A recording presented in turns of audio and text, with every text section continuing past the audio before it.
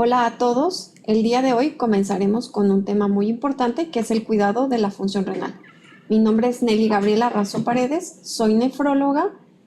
y empezaremos con el tema desde tres puntos importantes: la epidemiología, las reglas de oro del cuidado en la salud renal y la importancia de la donación voluntaria. Nosotros sabemos que la causa más frecuente de el por qué el día de hoy o muchos pacientes se encuentran en terapia de sustitución renal, llámese diálisis o hemodiálisis, es sobre todo la enfermedad asociada a diabetes, seguida de hipertensión, y aunque no lo crean, también aquí forma parte muy importante la obesidad, seguida de otras entidades como son las glomerulonefritis, infecciones de vías aéreas y nefrolitiasis. Por ello es que es muy importante tener un adecuado cuidado en cada una de estas patologías si queremos tratar de evitar que nuestros riñones se vayan deteriorando con el paso del tiempo. Si bien es cierto, durante la pandemia realmente COVID cobró gran parte de muchas de las vidas que se encontraban en nuestro país, hoy en día la enfermedad renal crónica es una de las causas también que están asociadas a mortalidad, siendo en la actualidad la 10ª causa de muerte.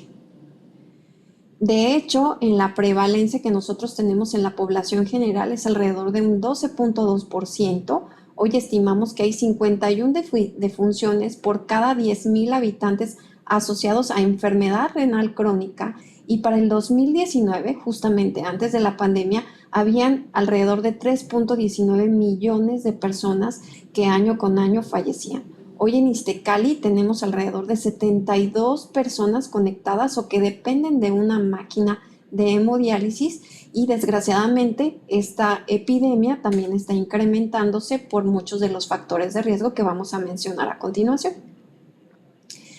Nosotros catalogamos la función renal en base a algo que se llama tasa de filtrado glomerular, la cual desde que nacemos a los 40 años debe de mantenerse por arriba de 100 mililitros minuto. Es decir, la tasa de filtrado glomerular debemos de medirla en mililitros minuto, que es la capacidad que tienen nuestros riñones para poder eliminar una cierta cantidad de plasma cada vez que pasa a través del tejido renal. Regularmente, antes de los 40 años, hombres y mujeres debemos de tener una función renal estimada de 120 mililitros minuto, la cual va a ir cayendo poco a poco a partir de los 40 años. ¿Cuánto va a ir cayendo a partir de los 40 años? Aproximadamente 1 mililitro por año. Sin embargo, hoy sabemos que hay pacientes que logran que este mililitro por año se haga más lento, y esto depende mucho del cambio en hábitos como la alimentación, cómo realizar ejercicio, evitar, por ejemplo, la ingesta de alimentos procesados, la ingesta de agua, el cuidado de la diabetes. Todo esto puede llegar a favorecer a que en lugar de perder 1 mililitro por año, se pueda llegar a perder 1 mililitro cada 4 o 5 años. Es decir, todos vamos a envejecer, pero a fin de cuentas nosotros vamos a decidir en base a nuestros hábitos qué tan rápido queremos hacerlo. Una vez que nosotros disminuimos nuestra función renal, está esta estadificación que ha estimado realmente las guías CADIGO con la intención de monitorizar a los pacientes o de referirlos dependiendo de la función renal que tengan. Por ejemplo, aquellos pacientes que tienen pérdida de proteínas a través de la orina, pero que tienen una función renal por arriba de 90 mililitros minuto, los estadificaremos en la parte G1. G2 estará el grupo de pacientes que se encuentran entre 60 y 89 mililitros minuto. G3 tiene dos subdivisiones, la primera G3A, que se encuentran los pacientes entre 45 a 59 mililitros minuto, G3B entre 30 a 44 mililitros minuto. Los pacientes que se encuentran en el rubro de G4, que ya tienen un daño bastante avanzado, son aquellos que mostrarán una tasa de filtrado glomerular de 15 a 29 mililitros minuto y que claramente deben de referirse a la especialidad de nefrología. Y por debajo de 15 mililitros minuto son pacientes que ya se encuentran en diálisis o en hemodiálisis o que ya serían candidatos a un trasplante y estarían con una tasa de filtrado de 15 mililitros minuto o estadio G5. ¿Cuáles van a ser las reglas de oro para el cuidado de la salud renal? Bueno, vamos a comenzar con cada una de ellas. La primera es estar midiendo continuamente los niveles de glucosa si es que conozco que este paciente es diabético. Nosotros sabemos que hay un proceso que se llama glucosilación. Este proceso consiste en implementar un glúcido a otra sustancia que puede ser una proteína o un lípido. Este proceso es necesario si es que queremos que exista la activación de enzimas, si es que queremos que exista una integridad en la membrana celular. Pero cuando este proceso de glucosilación se lleva a cabo en forma excesiva por una cuestión o alteración metabólica, también se van a generar una serie de radicales libres de oxígeno que ahora estimularán este proceso por una vía no enzimática, de tal manera que los glúcidos se implementarán a proteínas, a lípidos, a ácidos nucleicos, conformando productos de la glucosilación avanzada, también aquí llamados en la diapositiva como AGEs. Estos AGEs favorecerán al crecimiento o a la producción de un factor que se llama factor de crecimiento transformante beta, que a su vez estimulará a los fibroblastos, que son las principales células encargadas de la cicatrización y que en el riñón a largo plazo se van a depositar y a reducir la actividad de la masa renal normal. Además, estos productos de la glucosilación avanzada participan en la formación de otros productos como los TMA o TMAO, que su nombre también bioquímicamente es la trimetilamina N-oxidasa. Estos productos, que en general pueden llegar a provenir de un exceso en la alimentación de proteínas de origen animal, pueden llegar a favorecer, en conjunto con una flora bacteriana intestinal anormal, a una serie de sustancias que con el paso del tiempo se van a adherir a los vasos, van a reducir el tamaño de los mismos y la permeabilidad, favoreciendo entidades como eventos vasculares cerebrales o infartos agudos al miocardio. Si nosotros evaluamos, por ejemplo, la función renal y específicamente nos centramos en la nefropatía diabética en sus distintos estadios del 1 al 5, de acuerdo a la clasificación de Mogensen, veremos que en el estadio 1 la característica principal es que los pacientes se van a presentar con una fase de hiperfiltración, es decir, la función renal, por los pocos años que tiene el paciente en su evolución con su diabetes, van a tener una función aparentemente estimada. Ejemplo, 200 mililitros minuto, 250 mililitros minuto. Pareciera que estos pacientes tuvieran unos super riñones, pero no es así. Estos productos de la glucosilación avanzada, si permitimos que continúen, van a favorecer que pase el paciente de una fase de hiperfiltración a una fase de Mogensen 2, donde además de que se va a comenzar a reducir la función renal, una de las características más importantes en esa fase es que el paciente va a comenzar a tener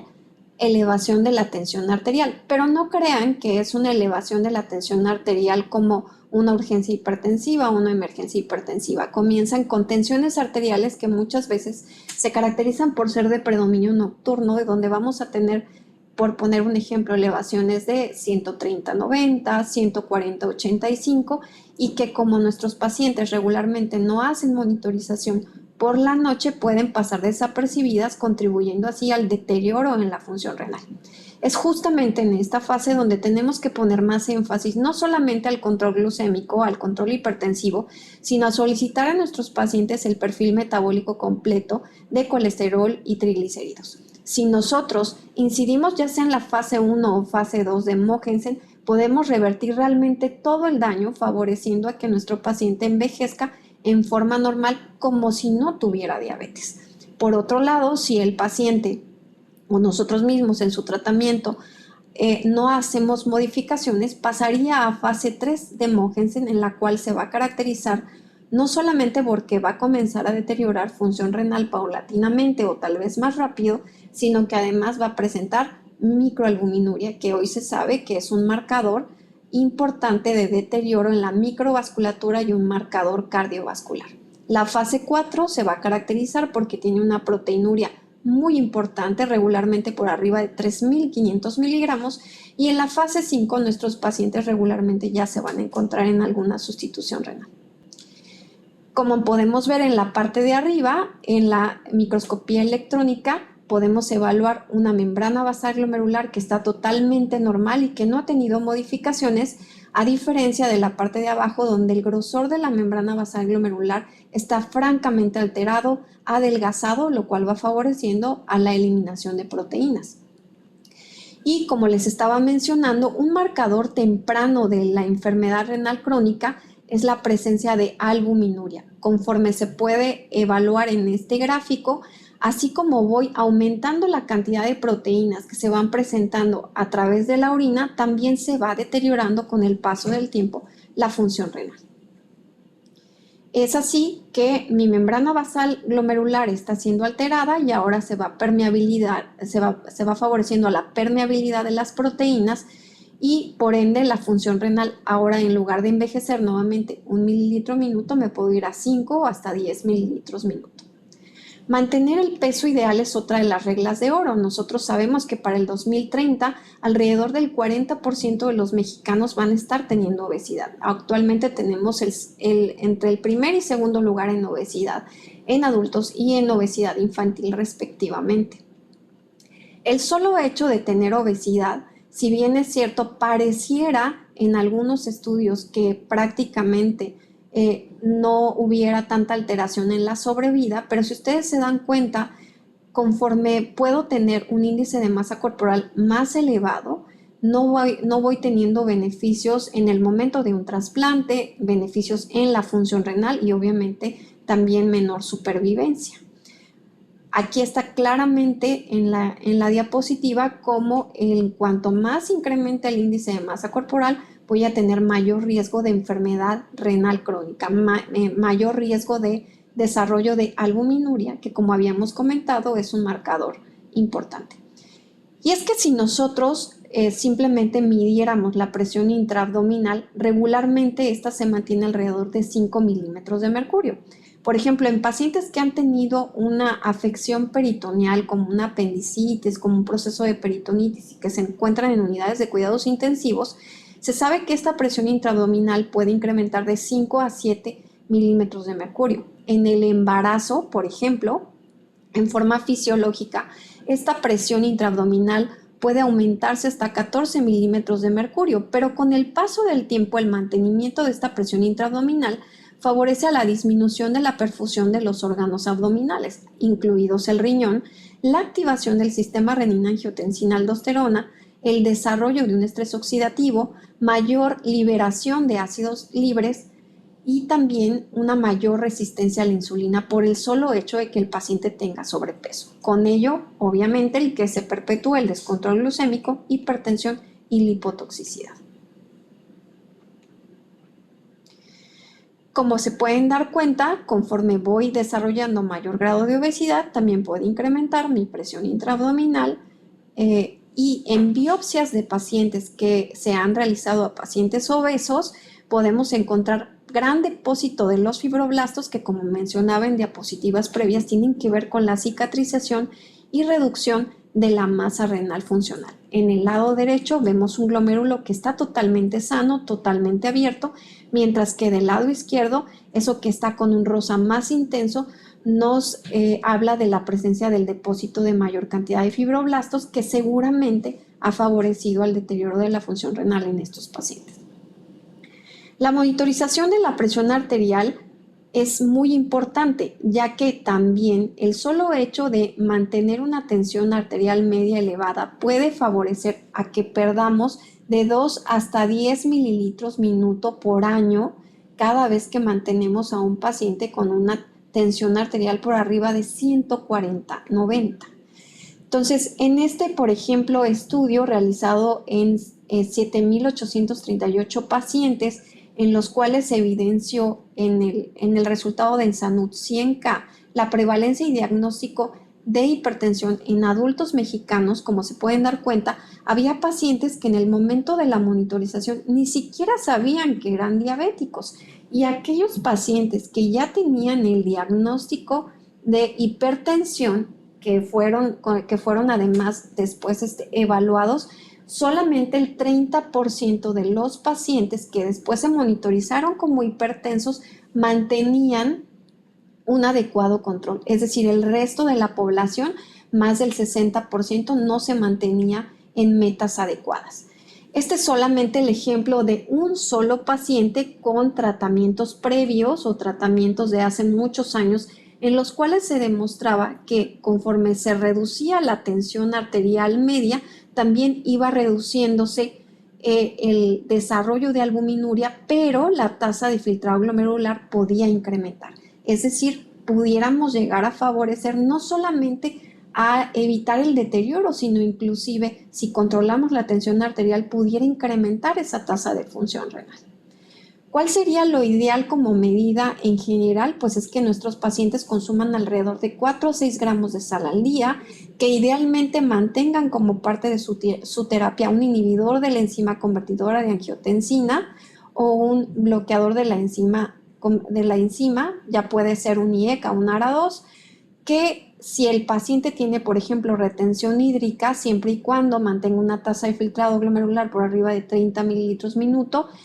poder considerar la implementación de diuréticos tiacídicos o diuréticos de tipo, por ejemplo, la furosemida en pacientes que mantienen una tasa de filtrado glomerular por debajo de 30 mililitros minuto.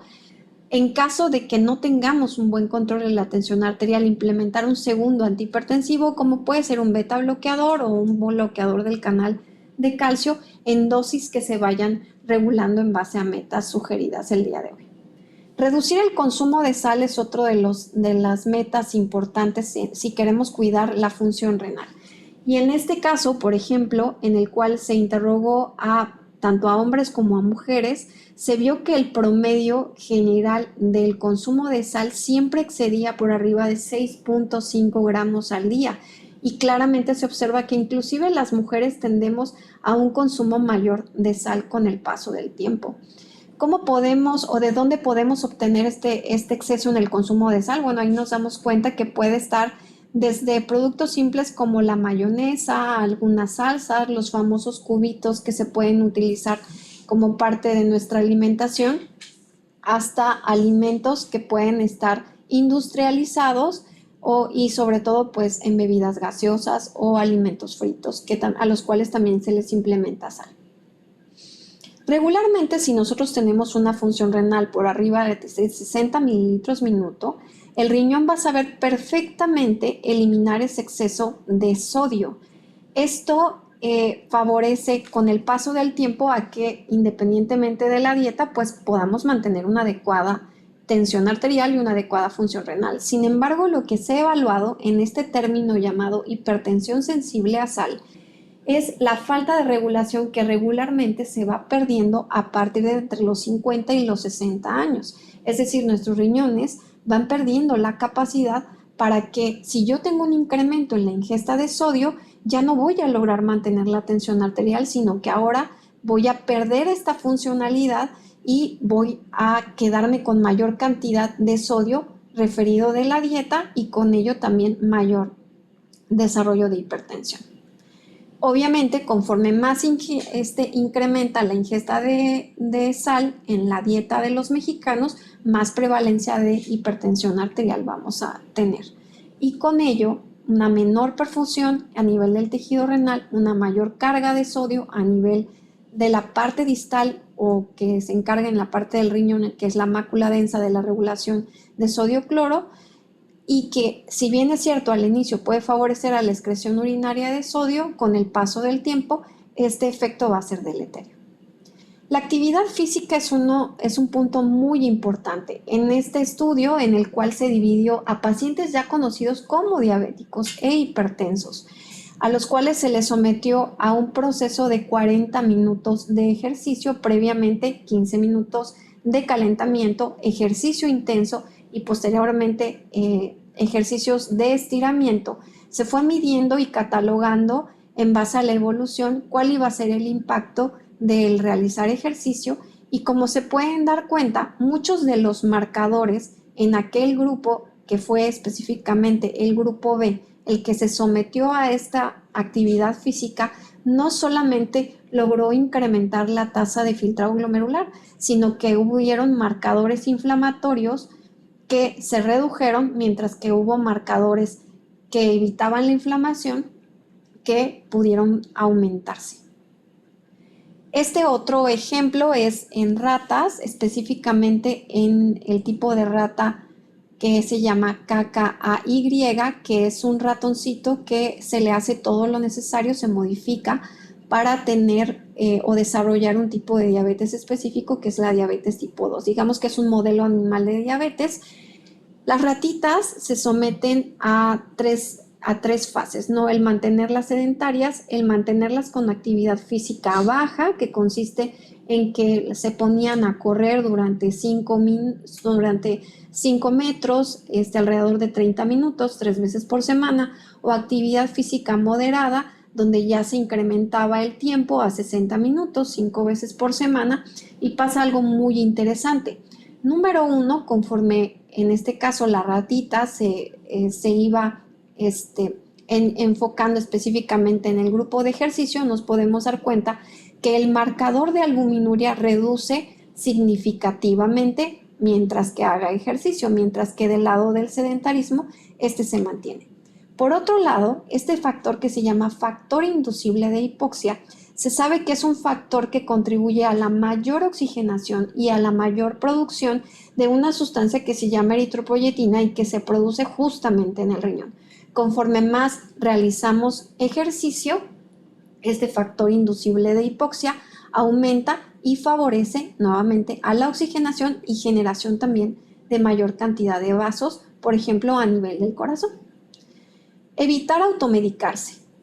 Si bien es cierto, todos sabemos que hay que tener cuidados con algunos medicamentos. Todos estos medicamentos, por ejemplo, los iniciales, ayudan al control de la tensión arterial o inclusive del dolor. Sin embargo, en situaciones en las que nuestros pacientes pueden llegar a perder volumen, como es el caso de sangrado, náusea, vómito, diarrea, hay que tener cuidado y monitorizar la función renal mientras los estamos prescribiendo, ya que el efecto benéfico que tenemos puede disminuirse o perderse, sobre todo cuando el paciente tiene episodios de deshidratación. Hay este tipo de estudios que se han estado evaluando en los cuales la función renal también puede llegar a deteriorarse si es que no tenemos un plan alimenticio vigilado, pero si además exponemos a nuestra función renal a productos que no están regulados por la FDA, tal es el caso de suplementos alimenticios que pueden inducir el daño inflamatorio, también conocido como nefritis intersticial, y con los cuales se puede llegar a tener impacto. De ahí que sea muy importante no considerar siempre que cualquier producto que esté consumiendo nuestro paciente siempre tiene que comentarnos y mostrarnos el contenido del mismo.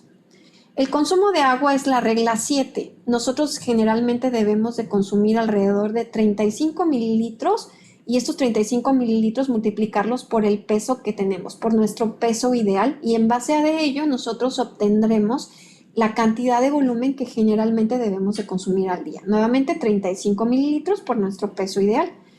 Cuando nosotros tenemos una buena ingesta de agua podemos alcanzar una buena diuresis, evitando también esos procesos de deshidratación que a largo plazo van a poder tener impacto en la función renal. Ahora, quiero comentar que hay solamente 3 entidades en las cuales debemos de tener mucho cuidado, porque ahí no se puede hacer prescripción de agua a libre demanda. Tal es el caso de los pacientes que tienen insuficiencia cardíaca, de los pacientes que tienen insuficiencia hepática o del paciente que tiene insuficiencia renal que ya se encuentra en una fase de sustitución y que ya no orina.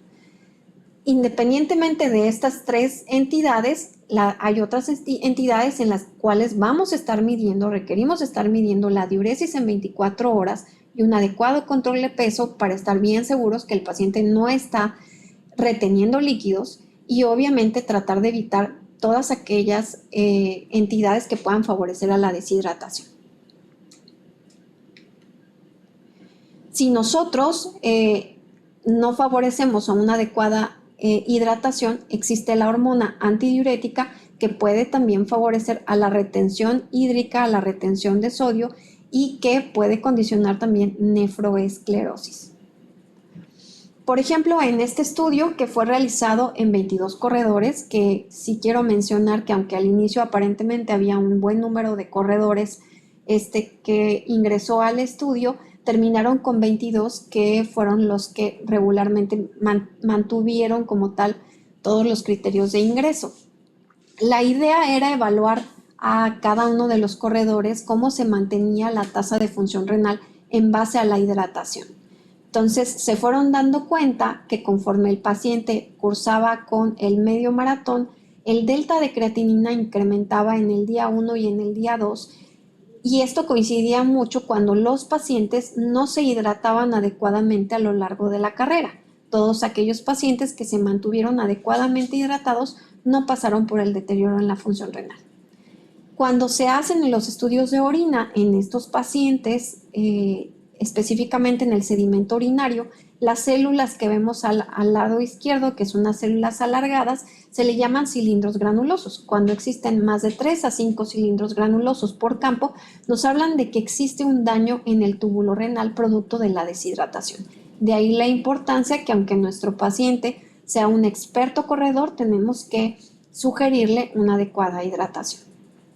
En lo que respecta al tabaquismo, seguramente ya está conocido por todos nosotros que puede condicionar muchas patologías, pero en este estudio del programa de salud renal se evaluó específicamente el deterioro en la función renal en todos aquellos pacientes que mantenían la actividad del tabaco y donde claramente se observa que aquellos que fuman, pues obviamente tienen una vida renal menor en comparación a los que no tienen este hábito.